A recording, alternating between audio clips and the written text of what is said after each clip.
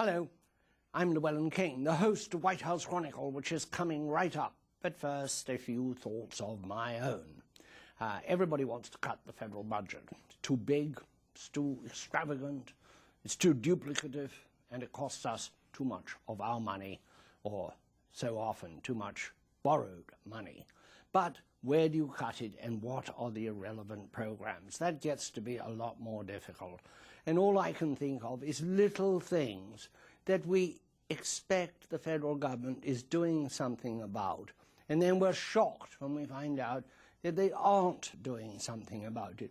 We expected, for example, in the Gulf of Mexico, that the government had amazing undersea capacity to shut that well down itself. It does not. We have attack from invasive species in the waterways of the country, whether they are Asian carp, nothing, I hope, attacking Asia here, or the snakehead in the eastern rivers, another Asian import, I'm afraid. And we expect the government to do something about it. Likewise, we expect them to do something that the Cavendish banana, the banana you and I have eaten all of our lives, it's actually a clone, and it's come to the end of its clonability. Even clones don't go on forever. A new banana or some way to revive that banana. It happened once before with a banana called the Grand Michel, which has gone away. But we think we'll always have bananas because the government will come in. The bees are stressed and dying. We think the government's studying it. The bats are dying. We think the government's studying it. Now, these are trivial. It's something, but they're not also trivial. The bees are not trivial. Any large disappearance of species suggests some big trouble on Earth and requires some study.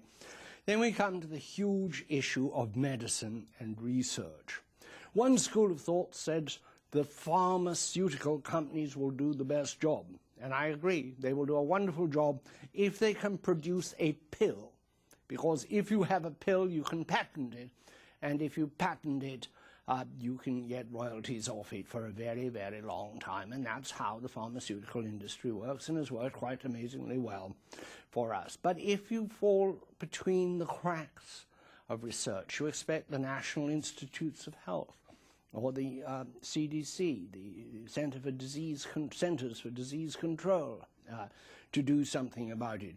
I'm struck this because I've been doing some research in chronic fatigue syndrome, which gets very, very little government money. It may perk up slightly in the near future, but it doesn't have a pill possibility in it. So very little is happening.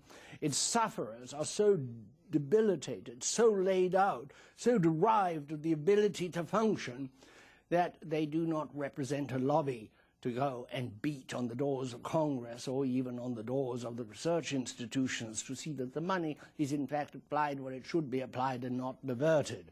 I mention these things because one thing I have seen in every country I have lived is that people ask more of government from this side of the mouth, while from that side of the mouth saying it must be smaller. We want less of it.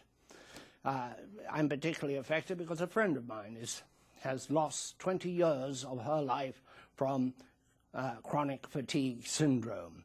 That's just one disease. There are many other diseases in a great archipelago of not undiscovered, but unsupported diseases because they don't have big lobbies like heart, diabetes, AIDS, etc. So when you cut the government, be careful, you're not going to cut something that you may need in your own future for your own well-being. I have assembled today a wonderful panel of gifted people to talk about the resetting of America. America the day after tomorrow. How we will live in the future, not just about what the local recent elections mean, but what's the great swings, the great seminal changes that are clearly taking place, which I put under the broad category of the reset. We'll be right back.